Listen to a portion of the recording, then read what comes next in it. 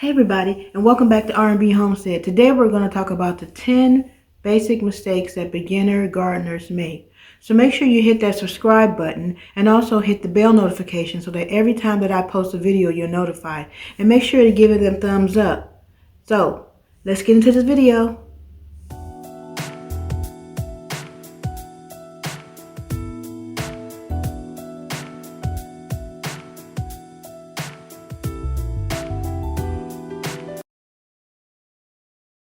So welcome back. Let's get right into this video and make sure you watch to the end because I may have some bonuses. You never know. So the first big mistake that I've noticed is that don't keep notes. Notes are your friends. The reason why you should keep notes is one, you're supposed to track when you plant your vegetables or fruits or whatever, and when they're due for harvest. It also helps to let you know what grew, what did not grow, also when to fertilize, also to keep track of when to water.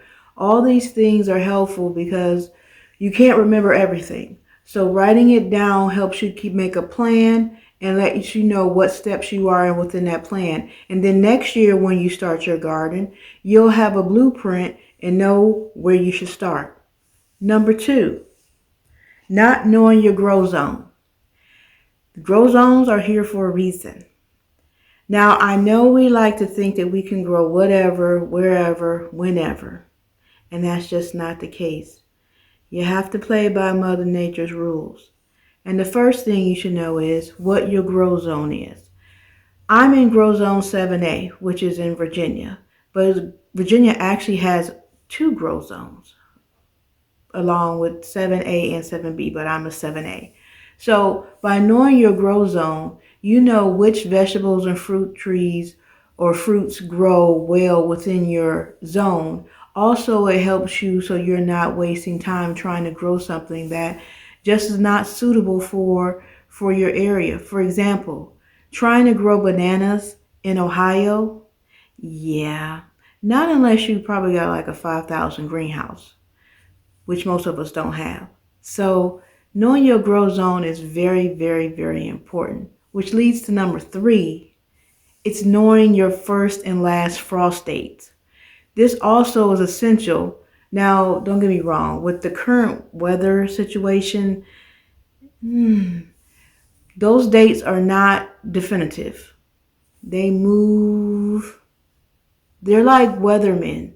You know, they're paid to not really tell the truth, I guess. But if you go to the Farmer's Almanac, you will be able to see, or you can Google to show when your last and first frost date is. For instance, where I'm at in 7A, grow zone, our last frost date is April the 15th. So technically, I can start sowing seeds inside, and they would be able to be set outside after April 15th, technically. But we all know with the big weather, snowing in Texas and Louisiana, you just never know. But it gives you a guideline to go, a baseline to go from. So what I do is I usually you start planting in February or March. For instance, I have a lemon Meyer tree. A lot of your nurseries won't ship until 4 to 6 weeks, either before or after your last frost date, which for me is April 15th. So, I order stuff in January and February, it's most likely that they won't ship until March or even the beginning of April. So we're at number 4.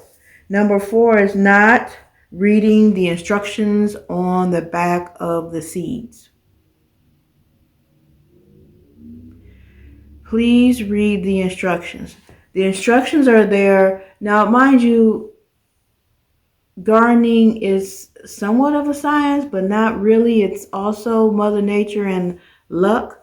But if you want to have better odds, you should read the instructions on back of the seeds. Or if for some reason your seeds don't come with instructions, which I don't know why, you can always Google to find out how far apart you should plant them if you're planting outside, how long it takes them to germinate, When should you harvest? What type of temperature they like with soil? What type of water they like?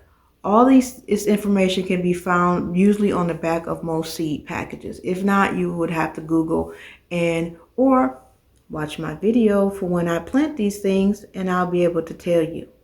So we're at number 5, and that is using the wrong container.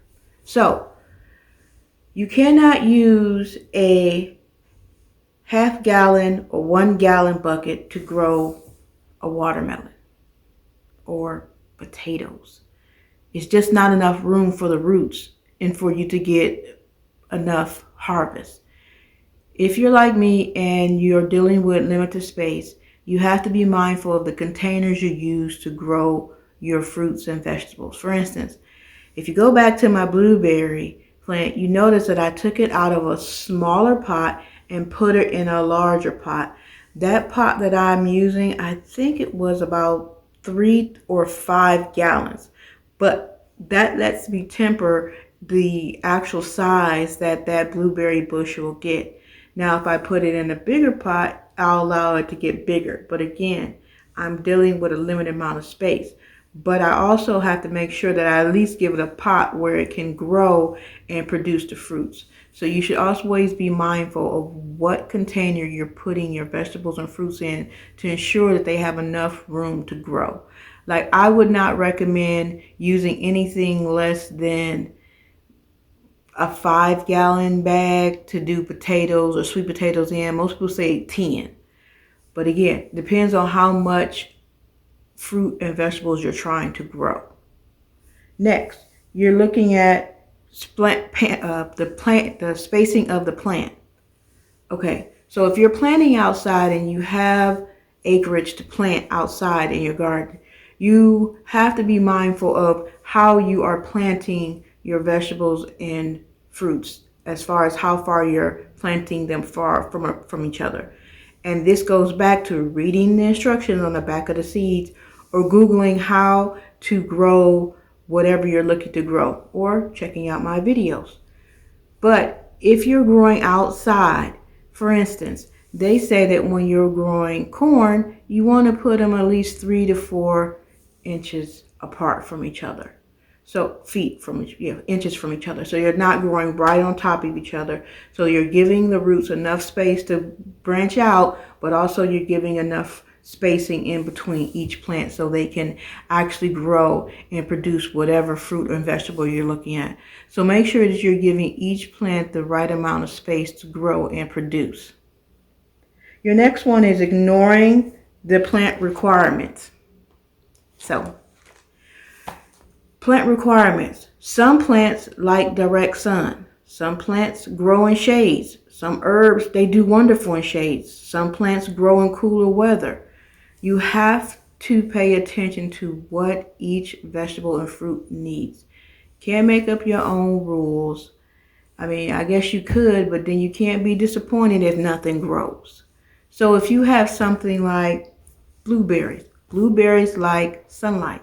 They like 6 to 8 hours of sunlight. So what do? I keep them in front of the window and make sure they get 6 to 8 hours of sunlight. And when I put them outside, I make sure that I put them on a part of the balcony that is going to get at least 6 to 8 hours of light. Also watering. Some plants are, I guess you can say, drought resistant. For example, pomegranates. Pomegranates are somewhat drought resistant fruits. But there's other fruits that they need to be watered. Or, for instance, overwatering. You don't want to overwater your plants and cause root rot. So again, make sure you're following the requirements for each plant and vegetable so that you're getting the amount of produce that you're looking for. Next is weeding.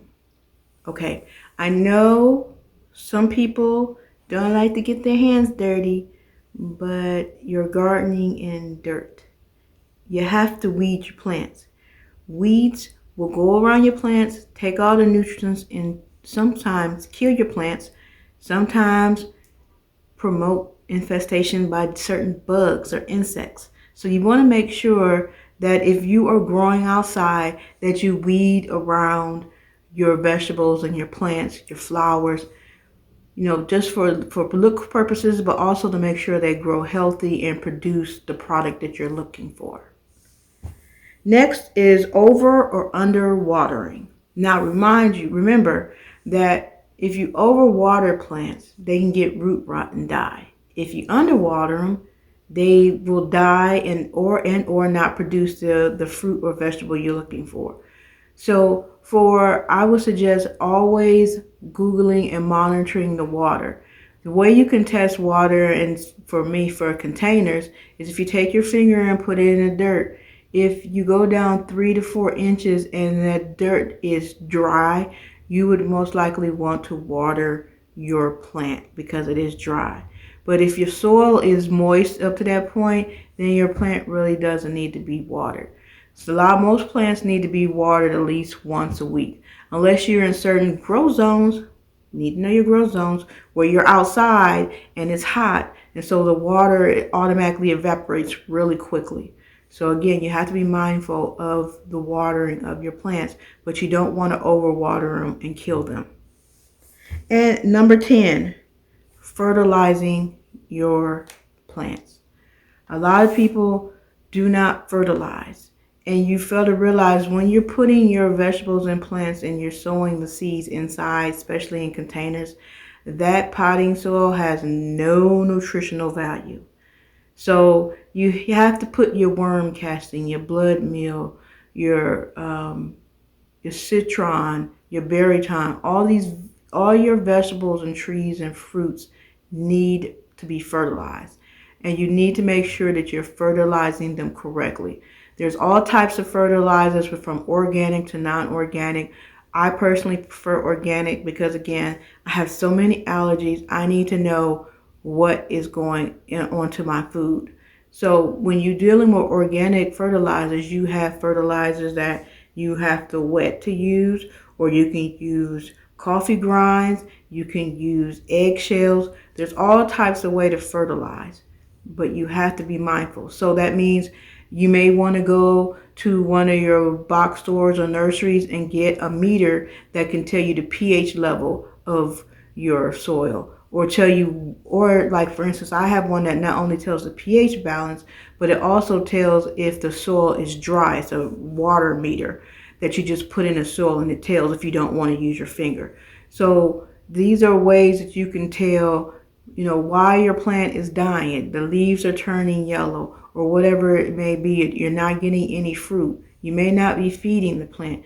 Just like you need nutrients, your plants and vegetables also need nutrients. So we're at the end of this video, and I said 10 and I gave you 10. But I have one more bonus for you.